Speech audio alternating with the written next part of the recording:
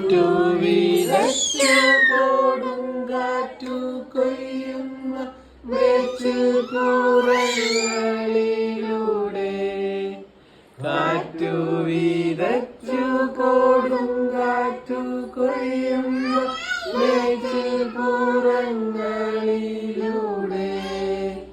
അന്തിക്കിടയനെ കാണാതീരും ആറ്റിൻ പറ്റങ്ങൾ ഞങ്ങൾ മേയും ആട്ടിൻ പറ്റങ്ങൾ ഞങ്ങൾ നിത്യവിശുദ്ധയാം കന്യാമറിയമേ നിന്നാമം വാഴ്ത്തപ്പെടട്ടെ നന്മ നിറഞ്ഞ